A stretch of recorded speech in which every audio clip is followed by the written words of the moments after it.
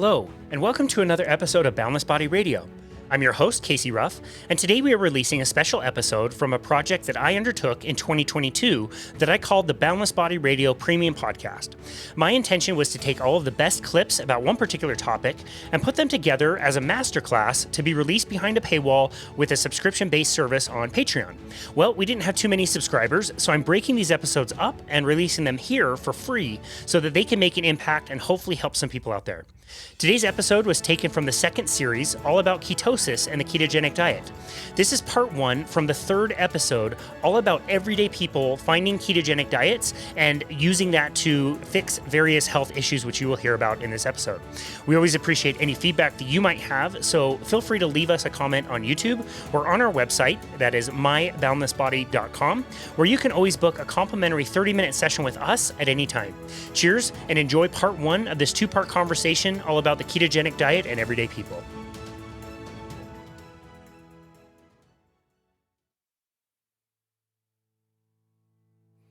Hello, this is Casey Ruff, and welcome to the final part of the Ketogenic series on the Boundless Body Radio Premium Podcast.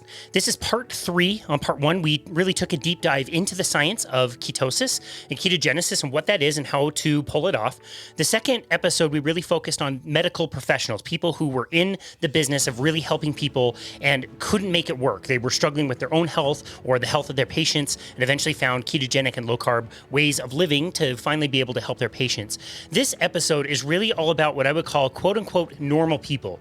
We have a few people that we're going to be talking to that are from the health industry, but by and large, most of these people are what I would call citizen scientists. These are people with different jobs and didn't necessarily have a lot of interest in health and nutrition until something went very wrong in their own lives.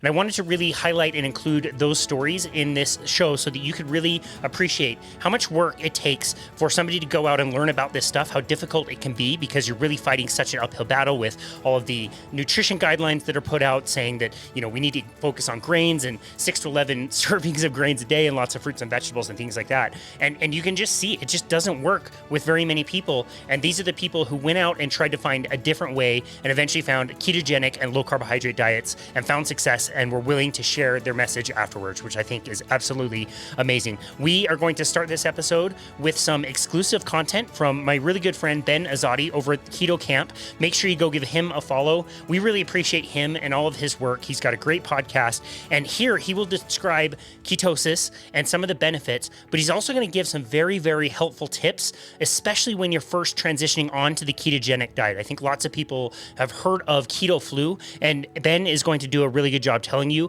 how to transition onto low carb with the least amount of side effects. Mr. Ben Azadi, owner of Keto Camp, how are you today? Casey, I'm doing great. Always a pleasure to jam out with you. Always a pleasure to talk to you. You just had your 38th birthday. Congratulations. Thank you. It was a great day. I had a fun celebrating my birthday, and as we were just talking about offline, 38 chronologically, but it's really a matter of how healthy are your cells, which is your cellular age, right? And that keeps going backwards for people in this world. I also turned 38 this year.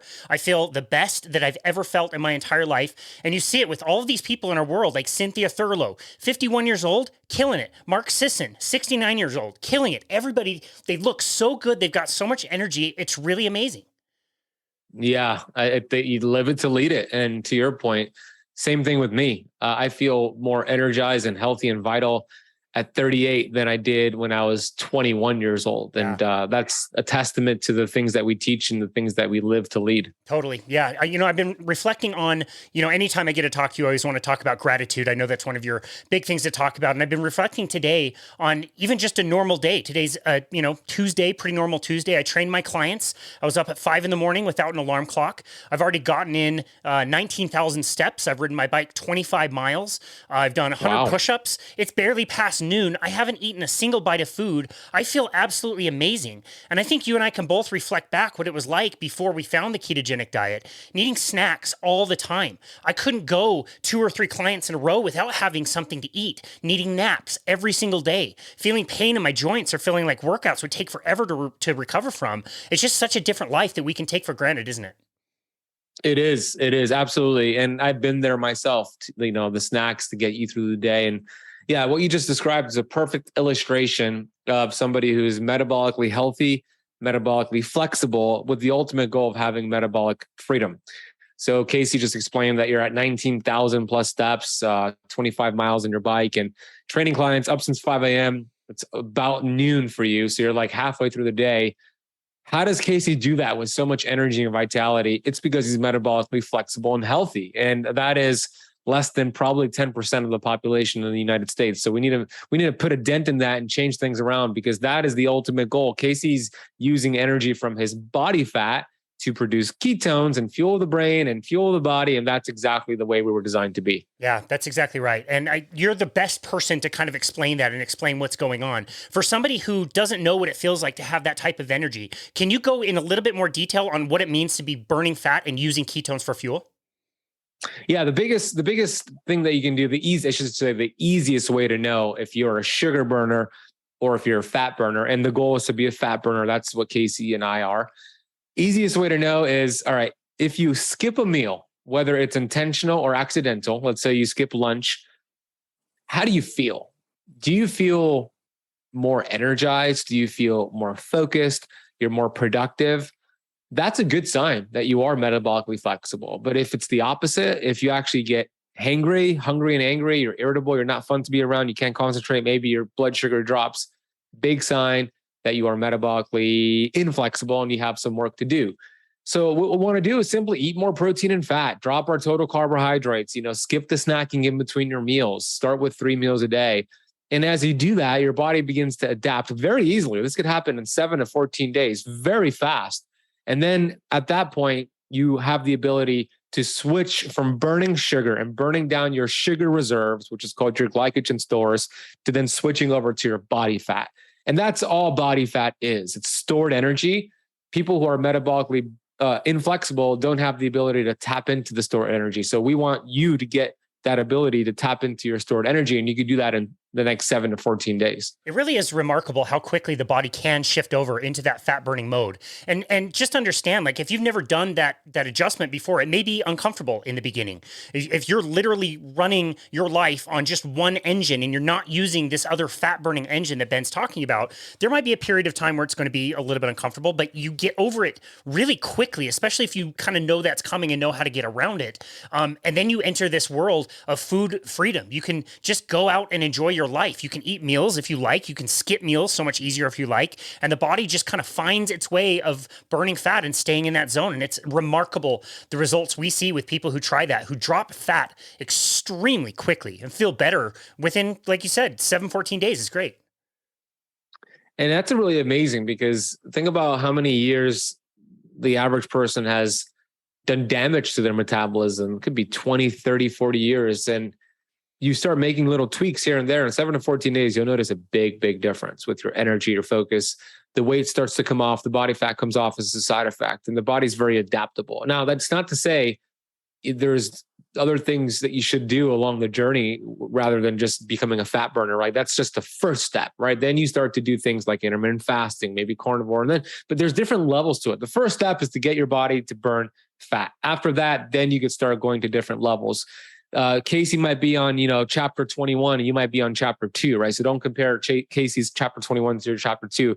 Just keep graduating each chapter along the way. And that's the ultimate goal. Yeah. So I was just going to ask that for the person who is listening to you say, bring my carbohydrates down, increase my animal fats and protein. Like for you and I, we're to a point where that could be pretty easy. But for some people who have always consumed carbohydrates, that might seem very, very difficult. So what tips and tricks do you give people when they are first starting out, when they can't even imagine a day without cold cereal and juice and the granola bars and all the, meals and snacks throughout the day? Oh, the good old standard American diet. I've been there. I know you have as well. It's like, geez, I remember eating rice cakes with peanut butter in between meals to keep the metabolism stoked and revved up, right? It's crazy what we used to think. There's a 2-step approach that I'm going to give your audience that I wrote about in my book, Keto Flex. Very easy to do. So with these 2 steps, I would say if we took 100 people listening, and out of those 100 people listening, 100% of them took action on this. So 100 people took action. 99 out of the 100 will get into ketosis in the next 14 days without a single symptom with these 2 steps. So the first step is a gradual decrease in carbohydrate intake. The average American is consuming 300 to 400 grams of carbs per day. Let's just say that's where you are at right now, 300 grams of carbs per day. In order to start burning fat and producing ketones, in general, that needs to go under 50 total grams of carbs per day. But I do not recommend going from 300 to 50 in one day. That will lead to symptoms, and you might just give up and say keto made me feel awful. So the first step is a gradual decrease. Go from 300 grams of carbs per day to 250 on day one. From 250 to 200 on day two, a gradual decrease just like that until you achieve less than 50 total grams of carbs. There's free apps out there that you could track your carbs. It'll give you an exact total, or you could just go on Google and type it in, and Google will give you a total. That's the first step. The second step is hand in hand with the first step. So you do the second step at the same time of the first step. So it's called the 2-2-2 rule. Actually, there's 4 twos, 2-2-2 rule. And what you want to do is consume these healthy fats every day, beginning on day one, so your body could become familiar with burning fatty acids. Those fatty acids are sent to your liver and ketones are produced. That's what we want. As you're dropping carbs, you want to increase these healthy fats. So the first two is 2 tablespoons of avocado oil or olive oil. The second 2 is 2 tablespoons of coconut oil or MCT oil. The third 2 is 2 tablespoons of grass-fed butter or grass-fed ghee. And the fourth 2 is 2 teaspoons, not tablespoons, but teaspoons of sea salt. Because as you drop insulin, you drop water weight, you drop electrolytes. So you want to get that back up with the sea salt. So those are the 2 steps. Gradual decrease in carbs, number 1. 2-2-2-2 rule, number 2. 7 to 14 days, you're in ketosis. And here's the question people are thinking right now, because I'm going to answer it. But do you have all of those fats in one meal? No. It's throughout the day. It's with your breakfast, lunch, and dinner. Think of the oils you use to cook your meats, your salad dressings, your dips. All of that adds up to that total throughout the day. Wow, that is very smart and a great way to, get into that state of ketosis in a more gradual way. I think about like a swimming pool. This is not taking the jump off the platform to get into the swimming pool. This is coming in on the shallow end. Is more likely that you'll get used to the temperature eventually. Now, I heard a lot of those healthy fats, but I didn't hear canola oil. I didn't hear vegetable oil. Why are those not included? Those are healthy. Yeah. Casey's being facetious. He's being sarcastic. Those are highly inflammatory, even if you're doing keto or not. Like those are vegetable oils. They're also called linoleic acid, PUFAs, highly inflammatory. The processing of them makes them very unstable. They create inflammation in your body. They're worse than sugar. Some experts say worse than cigarettes. It's just like almost a guarantee that if you have those bad fats every day, you're going to end up with some sort of disease in the next 30 to 50 years. So we don't want that. Canola is not good. Corn, not good. Cottonseed, not good. Soybean, safflower, sunflower, not good. Rice bran, grapeseed, not good. That's what Dr. Kate Shanahan calls the hateful 8. So make sure you're not consuming those. Yeah. I love that. I love a recent video that Dave Champion did where he scrolled all through the shelves of a grocery store just filled with vegetable oils. Not one drop of that oil came from a vegetable. Think about that. It's true. Yeah. It's a great name marketing wise, but it's not really like people think. And I've made videos about this. I've gone viral about vegetable oils and I get those comments, but it's from a vegetable. How could it not be healthy? It's like, no, just go on YouTube for those listening. Type in the words on YouTube, how canola oil is made, and just watch the processing and you'll never eat it again. Mind blowing. This stuff doesn't even belong in the engine of a car. It is disgusting. Mm-hmm. It is so gross. Wow. Okay. So for somebody who's starting to get really, really good results as they're dropping out the carbohydrates, they're increasing the fats, they're feeling that kind of consistent ketosis type energy. What would be like a long-term plan for somebody who wants to live that kind of life for the rest of their life? Do they have to remain really strict? Can they work in more carbohydrates later on? What are some things that they can be thinking of as far as like a long-term plan? Yeah, this is a good question. And this is what I believe kind of separates me from a lot of keto educators. And it's a little bit controversial. Like I've spoken at a conference before, I won't name them, 3 or 4 years ago. And it kind of went against the message of like staying ketosis forever, right? So they never invited me back because I don't think we should stay in ketosis forever. I think it's one tool. It's an amazing tool we use to reset the metabolism and help our hormones become more sensitive and eventually it's going to get to a point where I suggest and highly recommend we start practicing keto flexing, which is doing the work in the beginning. I think most Americans, 88% plus, need to do keto, stay in ketosis, be really strict in the beginning, and really work on that metabolism. But it gets to a point where you've now built up this metabolic machinery, you've achieved metabolic flexibility, and then it's time to flex. And that simply means we introduce healthy carbs from time to time to go in and out of ketosis. And the amount of carbs that we introduce, it's not a high carbohydrate diet. It's not back to a standard American diet. It's actually more of like a paleo low carb diet. It's just not low carb enough to enter ketosis. It's like 100 to 150 grams of carbs 1 or 2 times per day. I'm just giving you a general like rule here to get yourself out of ketosis and back in, out and back in. And that change, that adaptability, your mitochondria have to adapt, your gut bacteria have to adapt. And that's a good thing because good cells get stronger, bad cells don't adapt. So in general, the way that I teach it, 3 to 4 months in ketosis, and then we start flexing. And how flexing looks is going to be different versus a man versus a woman, a postmenopausal woman versus a cycling woman. But in general, a couple days per week where you intentionally flex out. Yeah, no, that's great. I think that makes it really approachable from a long-term sense. People can start to work in more carbohydrates just in a state where they're handling them so much better. The big issue for most people is you just have too many carbohydrates all the time. You mentioned 300 grams of carbohydrates a day. You have about 4 to 5 grams of carbohydrate in the form of glucose cycling in the blood at any given time.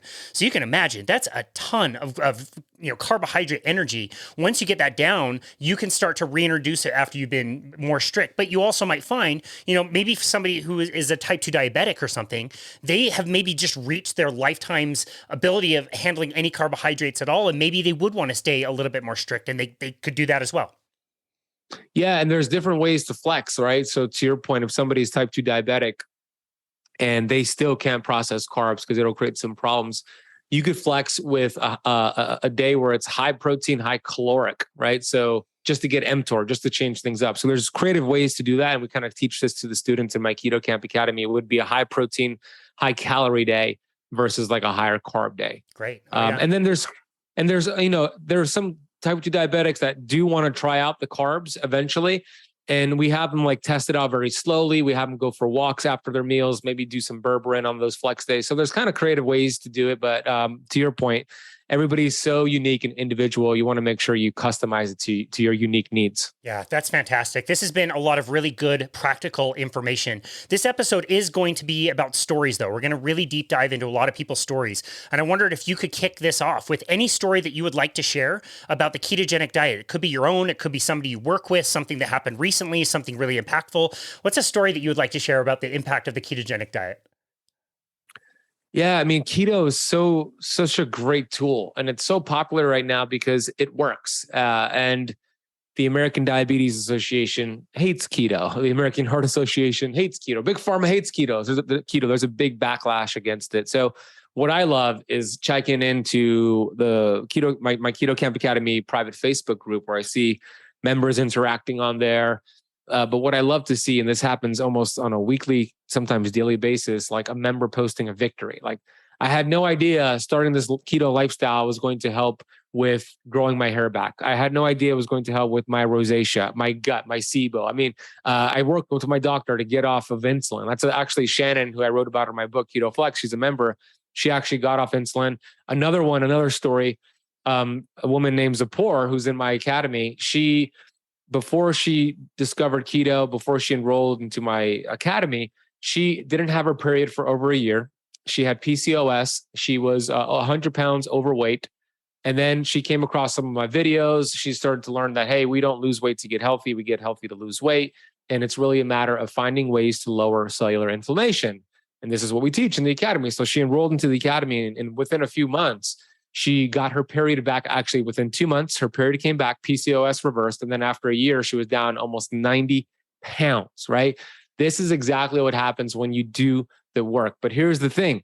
You got to do the work. You could have the best intentions in the world, but it's really the action takers that change the world and get the results they want. So those are a few stories that came to mind, and it's always so inspiring seeing that. Man, I absolutely love that. I'm thinking about all these individuals who would really only, hear about keto because they probably failed on some other diet. They probably got really poor diet advice. And you think these people trying all these different diets are feeling terrible about themselves psychologically. You feel like, why can't I lose weight? Why do I keep failing my workout plan? Why do I keep failing this diet? Why am I losing willpower? And the flip of when you can teach somebody how to be really effective with their time is just so wonderful to see. So I'm really glad that you shared those stories. Ben Azadi, where can people go to find you and connect with you in your work? Yeah. And I mean, another thing that came to mind, I'm going to answer your question, is I got a comment on my TikTok channel. I don't know if you saw it the other morning, I was just looking at my TikTok comments, and I'll read to you exactly what it said, because I think it was pretty cool. Because you don't have to look, I have my academy, everybody has their programs, they do coaching, and we charge for it because rightfully so. However, I mean, there's so much free, amazing content out there. I have 900 plus YouTube videos. I mean, 4,000 plus Instagram videos. Casey has a whole bunch of podcast episodes. Like, you could get this information applied and make a difference. And the reason I say that is because here's the comment. Hey, bro. And this is somebody I never even knew about before. This is the first time he's ever commented or messaged me. He said, hey, bro, you changed my life. Diabetic for 22 years. Saw your TikTok videos, started intermittent fasting, eating fat, fiber, and protein at 100% of my meals, lost 15 kilograms. I'm off of all of my medications. Like, how amazing is that, Incredible. dude? Like, Incredible. So you can do it. I hope that inspires your audience. And you can learn more about me over at benazadi.com, benazadi.com. It has my podcast, my book links, my programs, and everything that you need to learn about me is on there. And I'd love to connect with you. There's a contact form if you want to email me too. That's fantastic. We will link that. And thank you very much, Ben Azadi, for this exclusive content. Thanks, Casey. Appreciate the work you do. Always a fun chatting with you, brother. Always a great time.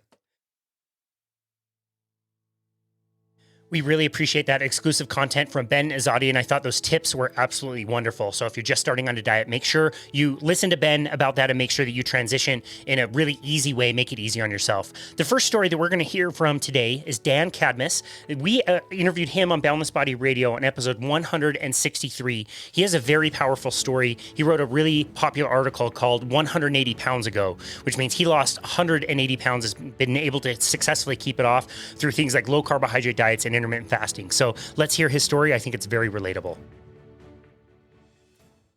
I've struggled with my weight for honestly as long as I can remember, since a child. Grew up in an Italian family. You kind of know how that goes. It's all about it. Like, everything revolves around the meal, around eating. There's a lot of comfort in that, a lot of emotional value in eating. And so I developed this tendency to use food as a coping mechanism and use food, eat emotionally. So I've definitely suffered from what I would say is a food addiction, sugar addiction for as long as I can remember. I just never understood what it was. So I was so heavily involved in sports as a kid. Baseball was my thing. I was on, multiple teams, traveling, that sort of thing. And it was my entire identity. And with that emotional eating and the using food and substances as a coping mechanism, like, it had a lot to do with me losing and gaining identities throughout my life and like falling back on that type of a situation. So, growing up, baseball was my entire life. And so, I always had a problem with my weight, but I was so active. I was playing baseball pretty much year round.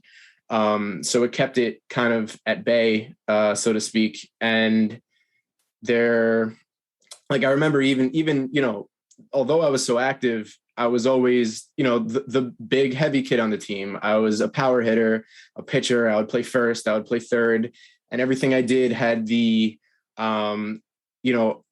ending of like, for a big guy. So he moved pretty good for a big guy, whatever for a big guy. You know what I mean? So that's been my life, my entire childhood. Played all those positions. So, that's crazy. Yeah. So I mainly pitched, and then would come out and go into third base. And then as I started to pitch more and more and on multiple teams, the idea was like, save the arm, move over to first. So as I went into high school and had aspirations to play in college, Eventually all that pitching kind of caught up to me. I injured my elbow, and pretty much my pitching career was over. And so any hopes of playing in college were kind of over, because at that point pitching was my thing. It wasn't as much, playing first or third or even like hitting. It was mainly, if I was going to play in college, it was going to be to pitch. So I actually lost the last 10 degrees of extension on my elbow. Wow. Permanently, just from the continuous use over and over and over that like pounding of that joint. So, when that ended, and I was a kid in 11th grade, unequipped to really deal with my first experience of losing an identity. Like I had put all of my eggs in that basket. If you asked me from when I was 7 years old, what I would have done, I would have told you baseball player. So, that was all of a sudden done. And that's 11th, 12th grade was when I first started experiencing, mental health issues and anxiety and depression and everything I've struggled with those things. And again, using food as a coping mechanism, overeating, rapidly gaining weight, and it kind of all spiraled into my 20s where things just got out of control. And so although I struggled with weight in my teens and as a child, it never crossed the line into like obesity and being extremely unhealthy and that type of a scenario. So, I went into my 20s continuing to eat worse and worse, which once again, knowing what I know now, I think really contributed to the mental health struggles at the time as well. It's all so closely connected, as I'm sure you know. So I kind of took on this persona of like the party animal kind of guy. I gave up on pretty much what was my identity at the time and embraced that. And with that came the music and this, I almost call it a like cartoon character persona of myself that I thought I had to lean into to be entertaining and to be what I thought everyone else wanted me to be. So I became that guy at parties who people would, I'm not even exaggerating, gather around to watch me chug a bottle of Jack Daniels because, it was this cool thing that I could sit there. Yeah, exactly. So it was this cool thing that I could sit there and take down, a quarter of a bottle of Jack in one sitting. And we would go out to like wherever and I would, take down X amount of burritos because it was funny and blah, blah, blah. You know what I mean? That kind of like almost the sad clown type of analogy, you know what I mean? So I was this cartoon character type of persona of myself. I started with music.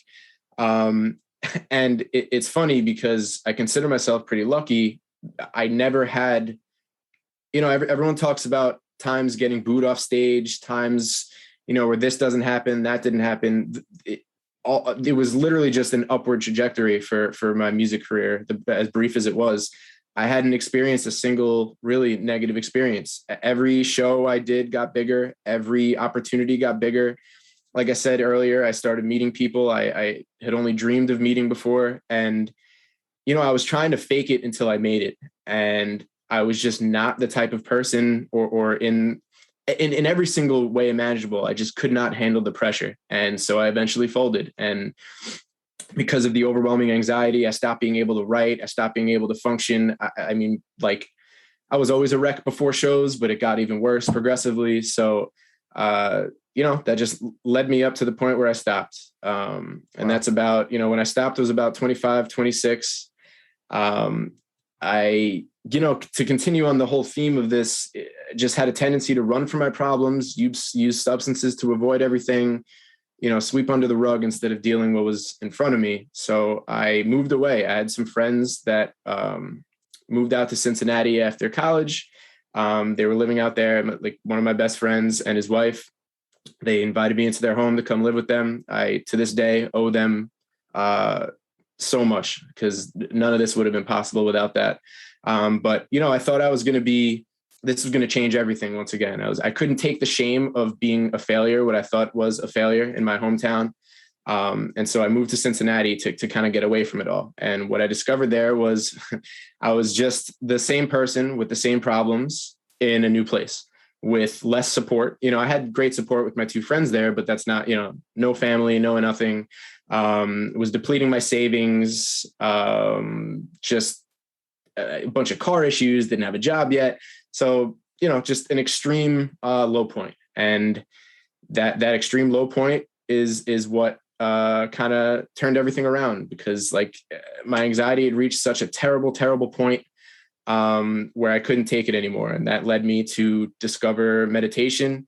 I was someone originally who was such a skeptic of anything health and wellness, anything, I viewed it as like meditation in the same boat as like psychic readings or something, you know what I mean? So I was skeptical of everything. And so that's kind of just to show you how desperate I was at the time, I finally reached a point where I was so desperate that I just was willing to try anything, tried meditation, and it just started the snowball that has been my life ever since. Got a job at FedEx, getting some physical activity in. Shortly after that, I finally had something to quiet the voices, so to speak, in my head and to kind of help me deal with things on a more rational level, something that wasn't substances, food or alcohol or marijuana. So, that continued.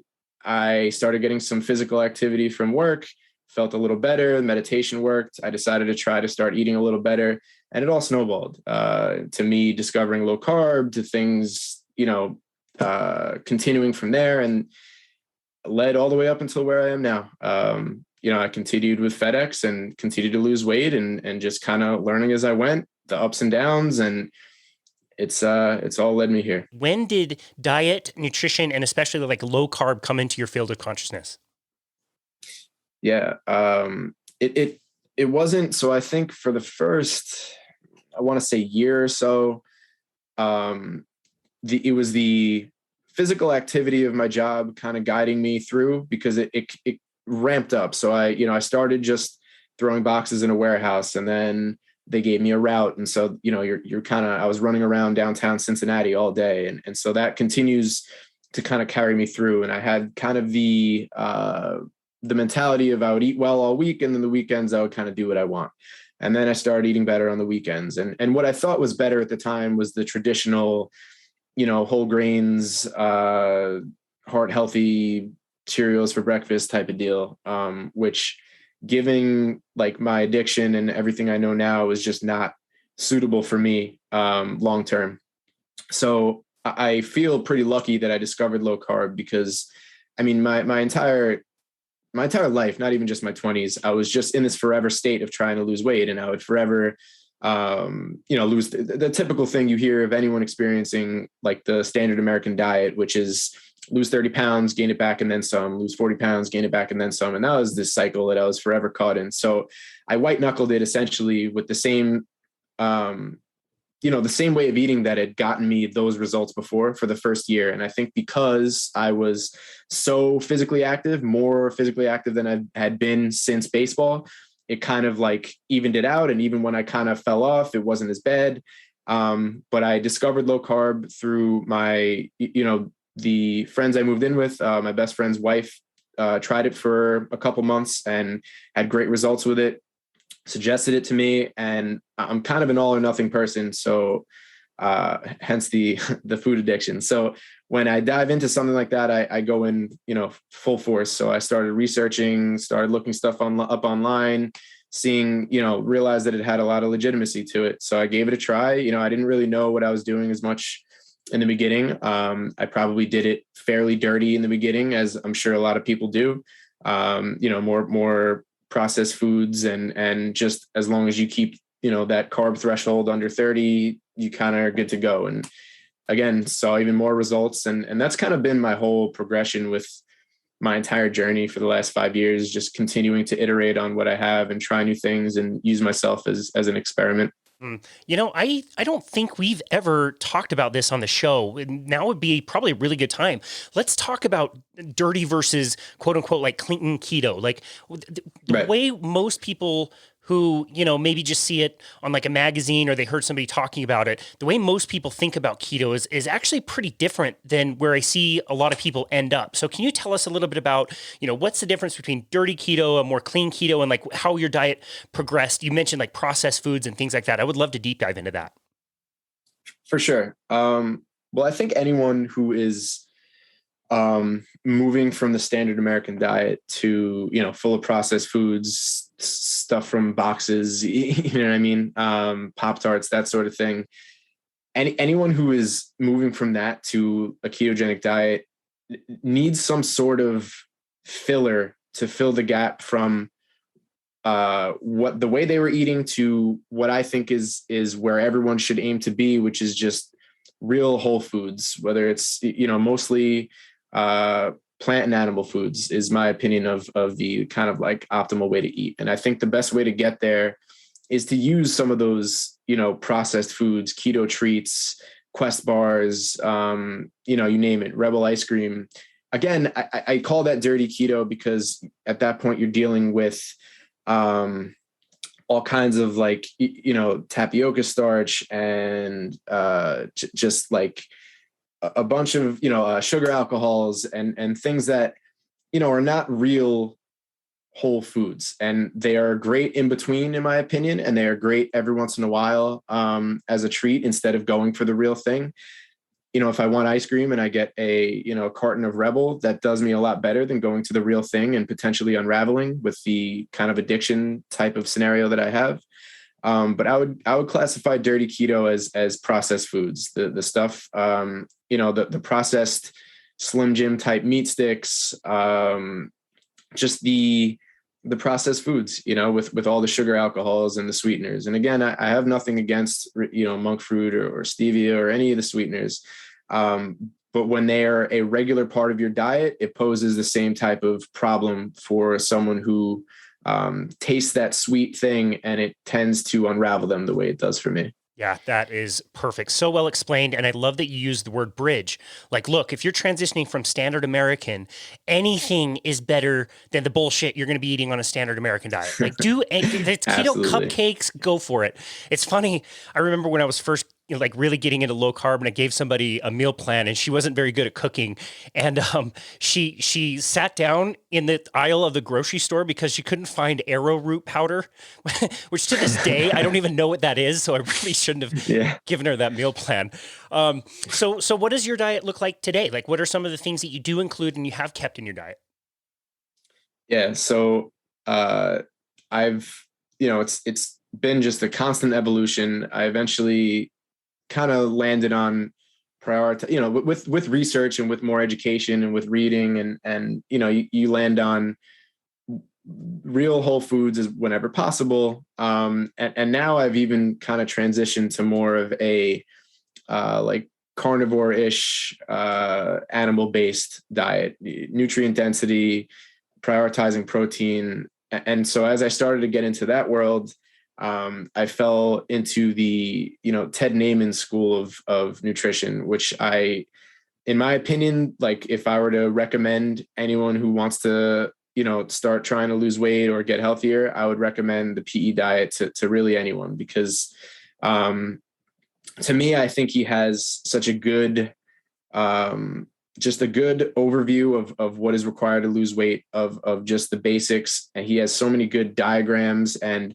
digestible content within that book that it's easy for me to say, show a client and them to understand how different mechanisms work within their body. And when you understand, it makes you more likely to like adhere to whatever plan that you're working on. So at this point, I'm mostly animal based, I would say. A lot of beef, ground beef, eggs.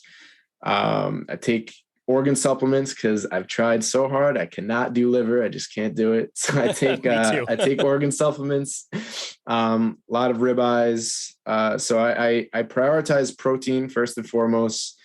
And then as I want them, I add other things in, such as, like peppers, leafy greens. And those to me are more because I want them and I enjoy eating them, not as much me thinking that I have to get a kale and spinach threshold in my system to get, a certain amount of nutrients. I am getting like hitting all of my nutritional gaps from the meat and organs that I'm eating. And then the vegetables to me are more of an enjoyment type of thing. And again, Ted Naiman doesn't necessarily like fear carbs or demonize carbs. It's more kind of an energy balance situation. And I talk to people, especially friends of mine who ask me my opinion on things. Like, this is my version of kind of the PE diet for myself. This is what I've landed on, factoring in my addiction, my tendency to really overeat. Like, this is what works for me. It's a carnivore version of the PE diet. If someone else doesn't have that situation, for instance, my brother, my entire life was able to eat a bite of a cookie and put it back. That is in no way, shape, or form me. Wow. So, if he deals well with that, he doesn't suffer from the addiction, he handles carbs well, I don't see a reason for, he's been a healthy weight his whole life. If he's trying to eat a little better, I would prioritize protein and real whole foods for him. I wouldn't say carbs are evil. If someone has the addiction thing that I do, I would suggest maybe cutting the carbs out and trying to, go more of a low carb route. Again, still, I think protein prioritization and real whole foods is the way to be. Yeah, I totally agree. I mean, after doing this for a lot of time, I feel like your brother is actually in the minority, not in the majority. I think most people think they can moderate. I always thought that about myself. I can't moderate. There's no way. I ate an entire pie a few weekends ago. Like, awful, terrible. Yeah. No, I know it very well. Trust me. Well, you do such a great job posting pictures of your food. Dude, I can count on one hand like positive influences on Twitter these days, and you're definitely one of them. Sharing your message and sharing, the food that you cook. I'm wondering if the food that you're cooking now is more elaborate than it has been in the past, or if it's more simple now. Definitely more simple. It's funny because I don't think everyone is like me, where I'm almost like a dog. I can eat the same thing over and over and over, and I don't really get tired of it. So, when I first started with keto, I would make these elaborate omelets with spinach and pepperoni and salami and cheese and whatever. And now it's literally, for the most part, if I'm eating how I want, I will, after I work out, I will have ground beef and eggs. And for like my second meal, I'll usually have a ribeye and some shrimp or some salmon or whatever. It's pretty standard. Just toss some meat on the grill, call it a day. So that, it's definitely gotten less elaborate. Next, we're going to be hearing from Aranda Wickramasinghe. I really hope I'm getting his last name right. I had to work really hard to learn how to pronounce it. He is such a good dude. He's got the best voice. He's from Sri Lanka. He lives in London now. He was great to talk to. And I think I took a lot from this story, that how broken the system is. You can tell he's trying to get help and trying to deal with his recent diagnosis of pre-type 2 diabetes, and he just doesn't get very many answers. So let's go over to him and hear his story. Let's go back to the kind of health journey. Like, you are moving all the time. You are taking the standard advice and moving all the time. And you mentioned weight loss specifically. So were you considered overweight? Were you obese at all? Or like, where did you fall on that scale? So I'd say I was overweight. So I had periods when I was overweight, and then I'd kind of do calorie restriction, usually with food that I hated, or actually things that weren't technically food. They were kind of meal replacement shakes. So kind of, severe calorie restriction for short periods of time, really kind of fighting through that hunger, successfully losing weight. But then I got to the point every time where the hunger just won. I couldn't eat salad and kind of dry chicken breast all the time, so yeah. Wow. So how surprising was that to you? Because that is such pervasive and standard advice that you just need to exercise more and eat less. Were you confused that it wasn't working? I was really confused because all around me, especially in the running club I was a member of, which was at the time kind of Wimbledon Windmilers, place in kind of south West London. All around me, I could see people who were fit and slim and healthy and happy, who just made it look easy. They seemed to be eating the similar sorts of food that I was eating. So I was kind of thinking, what's wrong with me? Am I really greedy? Am I kind of morally kind of deficient in some way? Or kind of what's wrong with me, basically? So that I had those kind of thoughts. And whenever there was some breakthrough kind of advertised, like, I don't know, bariatric surgery, or kind of leptin was a big thing once when that was kind of discovered, leptin. And whenever something like that came out, I kind of briefly got interested, but fortunately, I didn't really give those any serious thought. Yeah, good. Wow. No, it's so interesting. Like, so many people that I work with, they like on your initial consultation, they think that they're broken. They think there's something wrong with them. They think they're deficient, and they can't figure out why. And it's like, well, all of us are feeling the same way. There must be something else going on, because we can't all be broken in a certain way. So yeah, I wonder if you notice that with the people you kind of work with now. Absolutely. Sort of, there's so much blame associated with type 2 diabetes and pre-diabetes and obesity. Just people think, oh, I've done something wrong. There's so much guilt and kind of blame and self-recrimination, and it's really sad to see, because really they've done nothing wrong. It's the standard advice and the food environment that's wrong. Yeah, that's right. So let's go back to your diagnosis. So this was 2019. Was anything like causing an issue at the time, or was this like completely blindsiding you? So that's an interesting question. So somebody very close to me in the family got diagnosed pre-diabetic a couple of months before that. So I'd already kind of had in the back of my mind that, okay, so I'm in one of my kind of heavier cycles.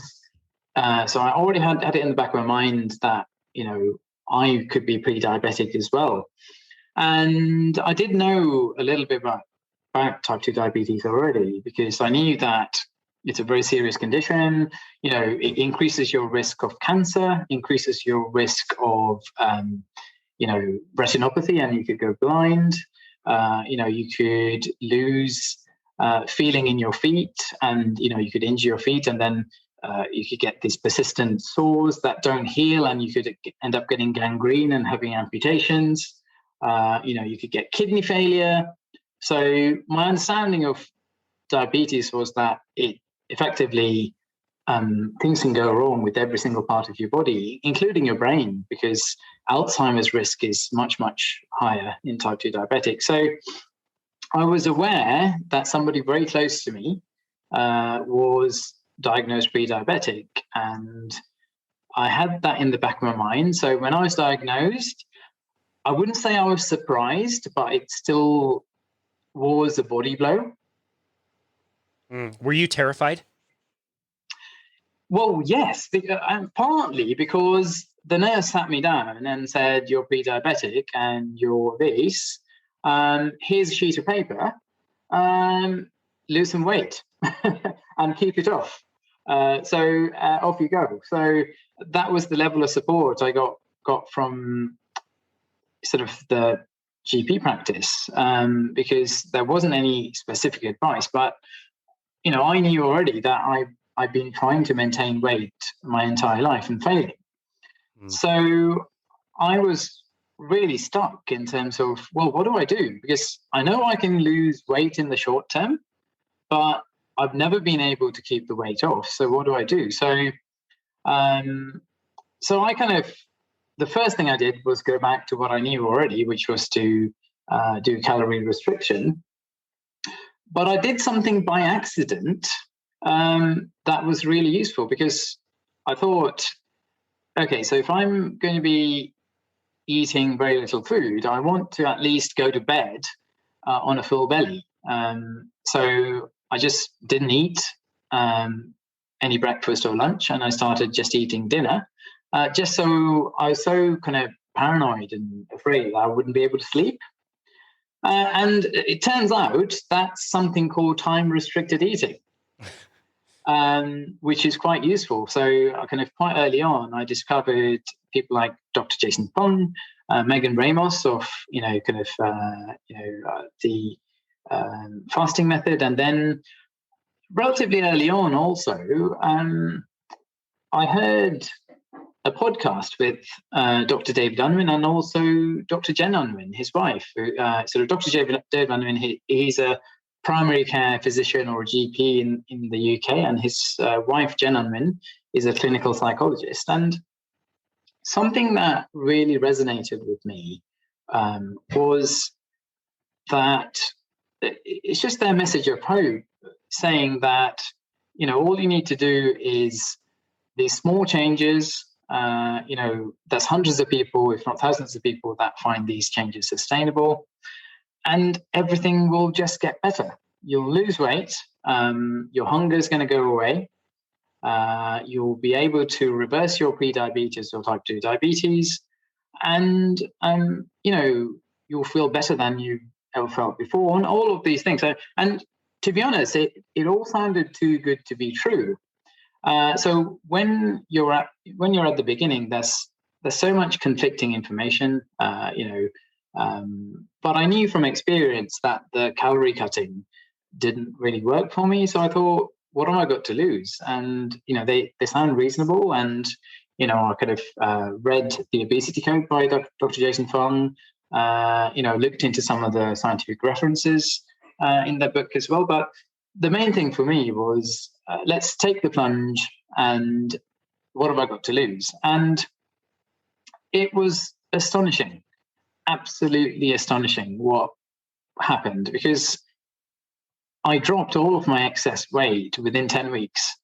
Wow. And for me, it was only about, for me, it's a lot of weight. For a lot of people, it won't be a lot of weight, but I lost about 44 pounds of weight in about 10 weeks. Wow, that's amazing. We will definitely link to the pictures, which is just an amazing tweet that you did to show your progress. How frequently were those pictures taken, and when did you decide that you wanted to document this journey? So I kind of wanted to keep myself accountable. So my wife sort of helped me out, and once a week, so I'd go downstairs and stand in a particular place, and she'd take a photo. One from the front, one from the side, because I just wanted to see the progress. And initially, I wasn't really expecting anything. Certainly wasn't expecting the kind of progress I actually made. Wow, that's so cool. So you stumbled accidentally upon OMAD, intermittent fasting, time restricted eating, whatever you want to call it, and then you learned afterwards. That's really so cool. I'm curious to know, how did the actual foods that you chose change over time? Did you eat different things, or did you simply not eat for a better part of the day? So I did eat different things, but I ate the typical kind of diet mentality type of food, which I used to eat when I was in one of my weight loss phases. So typically things like, tuna with some kind of steamed vegetables, green vegetables, sort of chicken breast without the skin, of course, to cut down on the fat, then kind of boiled eggs. So really kind of joyless food, really. And I didn't enjoy it, but it was working as it always did in the past. It was working because I was cutting the calories, but I really didn't enjoy the food initially. So it was a real kind of liberation to read the things that Dr. Jason Fung and Megan Ramos were kind of sort of talking about or writing about, and to listen to Dr. David Unwin and Jen Unwin, because they were saying all these amazing foods are on the table again. So what were some of those foods? What were some of the foods initially that you decided to change and bring into the diet that you really loved? Steak. Wow. Good answer. Steak, bacon, double cream, butter, cheese, nuts. All these kind of delicious foods, because if somebody said to me, all you're going to have for the rest of your life is steak, eggs, and some green veg, I'd be very happy, because it's delicious food. Yeah, absolutely. I was just talking to somebody on a coaching call just now. Like, I have maybe 3 or 4 different foods that I ever eat, and I don't want anything different. It looks so restrictive from the outside. Like, oh, you're going to get an eating disorder. You're not eating very many foods. You need to eat more. And it's like, I don't want to eat any more than these 3 things that are absolutely delicious and amazing. Mm-hmm. Yeah. Wow. That's awesome. How did the people around you start to respond? And did they also want to kind of jump on board? That's a really interesting question. So I'd say a lot of people were skeptical because people close to me, they'd seen me kind of really take the bull by the horns in the past in terms of, okay, this is what I'm doing now to lose weight. This is what I'm doing now to lose weight. So they'd all seen me losing a substantial amount of weight before. So it wasn't really anything new. As far as they were concerned, it was just the latest fad thing. And, all likelihood, they thought I'd pile the weight on again. So I think it's really taken people quite a bit of time to get used to the idea that this is not a fad. This is my life now. Gotcha. And it's always interesting too, to hear the story. Most people, they're seeking a goal of weight loss, fat loss, something along those lines, but they also notice surprising other things along the way. Did you experience any other improvements on things that you weren't expecting? Absolutely. Yeah.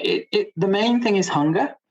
The main thing is hunger and also mental clarity, because it was really, really strange to me that my hunger, which used to be, I think Eve Mayer describes it as the hunger bully. It used to be kind of like somebody shouting, somebody kind of bullying me and saying, you have to eat, you must eat. So I used to get that kind of almost shaking with hunger kind of feeling. Whereas when I switched to low carb and intermittent fasting, once my body had gone through some adaptation, I was finding that I had the regular kind of ghrelin cycle during the day, but when the hunger came, I could just kind of carry on. I could still focus. And the mental clarity thing, that's pretty awesome, because I did some extended fasts. So in the first 10 to 12 weeks, I did quite a few extended fasts, and I just felt so much at peace. I mean, when you're in deep ketosis, it's a difficult feeling to describe, because it almost seems impossible. Because, for example, 3 days into a fast, I'd be feeling full of energy and I could think clearly. I could do my job. I could go for a walk and do all of the things I normally did, and I could do them better. Wow. I want to unpack both of those things. You were recently featured on the Big Middle podcast with one of my really good friends, Susan Flory. I love her and I love her work. For the listener, go check out her podcast, The Big Middle. They tackle some great issues and have really great guests, including yourself. You gave one of the best analogies I've ever heard about hunger changing, how the hunger changed for you and how you look at it. Can you share that analogy that you shared with her? Yeah, and big thank you to her, by the way. Susan, she's amazing, and big thank you to her. And so the analogy I used was, so now hunger is sort of, it used to be like a bully, but now it's like a really good friend who comes and taps me on the shoulder and says, "Are you free? Are you free to have lunch? If you're busy, we can kind of reschedule, come back later." And that's what hunger is like for me now, because if I'm busy, I can say to my hunger, "No, thank you," and I'll carry on. I've got a busy work day. I've got deadlines, so I'm just going to work through lunch. I'm not going to have lunch, and then sometimes I do extended fasts, and then sort of when I am ready, when I choose to, I can break my fast, and sort of. My hunger and I, we've made peace with each other. It's like having a really good kind of catch up with a good friend. Yeah, I absolutely love that analogy. That's probably the best way I've ever heard it put. And then the mental clarity. I don't think people understand what it's like not to feel hungry. And I don't think people understand what it's like to have mental clarity, to not get foggy, to not have their face hit their desk at 3 p.m. What kinds of things, what kinds of practical things did you like, I don't know, I guess appreciate more once you had that mental clarity? To my shame, I recognized that my behavior before I changed lifestyle, there was almost kind of like a Jekyll and Hyde kind of thing going on, because for example, coming back from work, I'd be so hungry getting through the door that I was all really agitated before we had dinner. So my wife saw a different person before the meal to after the meal, if that makes sense. That makes perfect sense. Yeah. So I was this kind of really agitated, hungry kind of person before a meal, because I was eating all the kind of, ultra processed foods and refined carbohydrates. I was on the kind of the blood sugar roller coaster, and I recognize now that I must have had something like a mild form of reactive hypoglycemia, where my blood sugar would have shot up because of all of the refined carbohydrates I was eating. Then my insulin overcorrects, and the blood sugar drops a little bit below to what my brain was comfortable with. And then, alarm bells start to go off. And then the hunger bully comes out and says, you have to eat. It doesn't matter what, you just have to eat right now or something bad's going to happen. So I recognize now that hunger and what I was eating really was affecting my mood, and actually affecting how I interacted with people I care about, and also affecting how I interact with people in my professional life, because the mental focus would come in and out. So I had these short periods close to meals when I could think clearly and focus on my work, and then I'd had that kind of feeling of I have to eat something. I just think if you ask somebody why they're trying to improve their life, if you ask them why enough times, eventually they'll get to something like, I want to be there for my wife. I want to live for my grandkids. I want to have energy to play with my kids. What does it mean? What does it mean to you to know that you are creating more meaningful interactions with the people that you love, and you're creating more time? There's more time for you to be able to spend with them, and it's not even the quantity of time, it's a quality. It's a much higher quality of time that you get with them. What does that mean to you? Well, it gets, for me, I get to enjoy being a dad 100%, as opposed to being distracted and thinking about my next meal. I can be with my boy. And I can be with him 100% and be present and be in the moment. And in the same way, I get so much more enjoyment of being a husband, more enjoyment out of being a brother or a friend, because I'm focusing on the person in front of me, as opposed to thinking about my next meal. Wow. I just think that's so... I think that's so powerful. I think it's such an amazing thing to experience, and to be able to show up and be present with those people that you love every single day. You talk a lot about having a specific pace, making sure that you're not doing things all at once, but having a plan that's a little bit more sustainable. Can you talk about some of the steps that you took that were able to help you do this in a very sustainable way?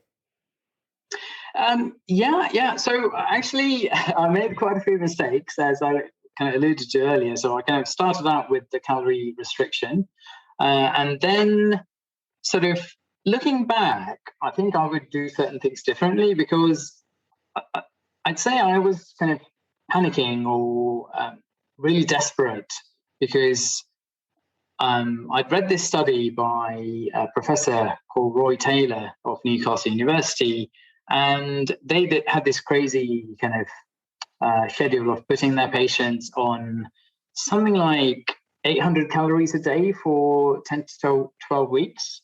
So like a very low calorie diet. And they found that the patients that did the best or got the best results in terms of remission were patients that lost about 10% of their body weight. So I was absolutely desperate to lose weight and lose weight quickly. So when I discovered intermittent fasting and low carb, I started eating more when I was eating, but I did kind of run before I could walk with regards to the fasting. So, for example, I think I did my first extended fast within a week of my diagnosis. So, which was way too soon, because I hadn't really gone through the healthy adaptation, which anybody I talk to now, I say to them, focus on having really good quality, nutrient dense meals, breakfast, lunch, and dinner until your hunger goes away, and you start intermittent fasting almost because you don't feel like eating, because you're feeling so satiated that you don't feel hungry. So it's kind of, I force myself to fast as opposed to being ready for it. So I think a lot of my learning in terms of sustainability came towards the end of that period and afterwards, in terms of, learning that it's sort of, learning to cook food that I really enjoyed, and learning that it's actually okay not to fast all the time. Yeah. Because it was kind of a really weird feeling when I lost all the weight. It's like, oh, what do I do now? Do I eat one meal a day? Do I eat 2 meals a day? What do I eat? How often do I fast? All those kinds of questions. So, and it's been a huge learning process. Aranda is just such an inspiring dude. I really love that analogy. I use that all the time when I'm trying to explain to my people what it's like to be able to get past the hunger that most people normally feel on a typical day once they decide to go low carbohydrate and ketogenic. I think most people who have done that have experienced that, and it's a really cool feeling to feel like your hunger has gone from a bully to a very nice friend. So we love that. Next, we are going to go over to Josh Perry, who is a former professional BMX bike rider. He was diagnosed with a brain tumor and eventually used nutrition and ketogenic diets to help him deal with that. So let's hear his story now. You started to learn about the relationship between brain health and diet, which I don't think a lot of people really connect those two things. So how did that start to come about, and why is nutrition so important for brain health?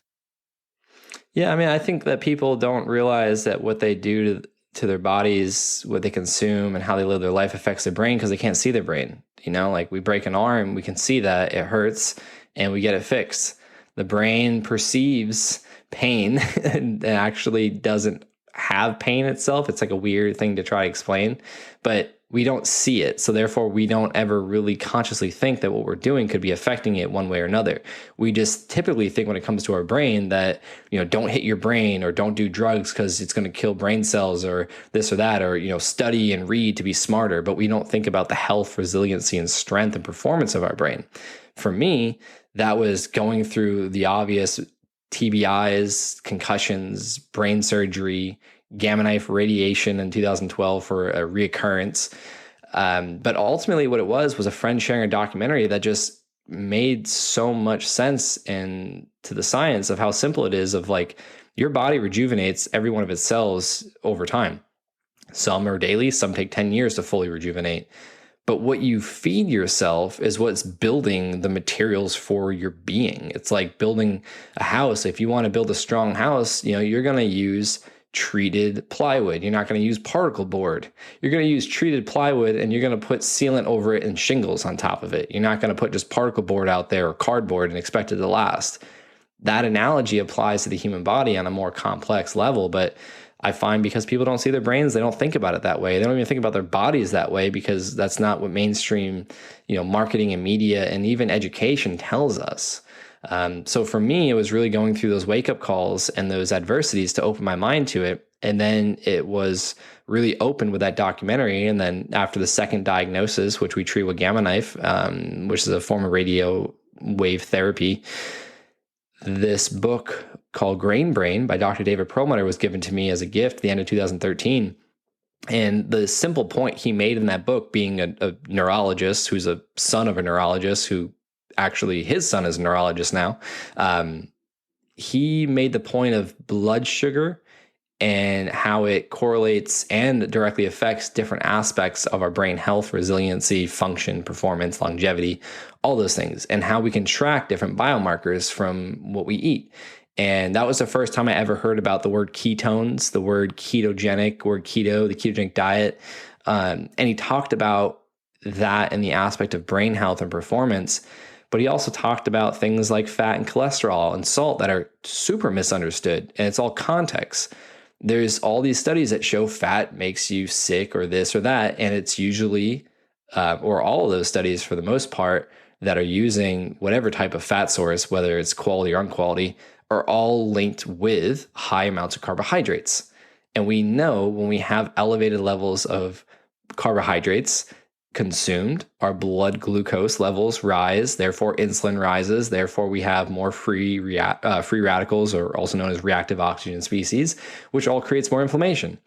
Now, over time, when that becomes a chronic way or like a lifestyle way of eating and living and your body producing these things, that's where disease starts to take over. And it's a slow onset. And in my case, it happened quick because I guess I was genetically predisposed to brain tumors and growth, really. So when we think about nutrition, it's obvious, it's often overlooked as more than just fuel. It's more than fuel. It's information. Every piece of food you eat has a different information piece attached to it that signals your body on a cellular level and a genetic level to do certain things. And we can, this is the study of gene expression called epigenetics. We can influence our gene expression, which I think it's been known now, 70-75% of our genetic makeup can be expressed one way or another. It's not just fixed, with diet, with mindset, with lifestyle, with movement. And so it was that book and how eloquently and simply he put these pieces of the puzzle together that just clicked for me. And so I did my best to implement everything he said. And then, I obviously got great results. I felt better. I looked better. I was thinking clearly. I was having little to no digestive issues anymore. And then it was 2017 where a third brain tumor diagnosis was found or came about. And my education in this world of metabolic health, is the best way to summarize it, like nutrition and health and all that. It's like metabolically, what is it doing?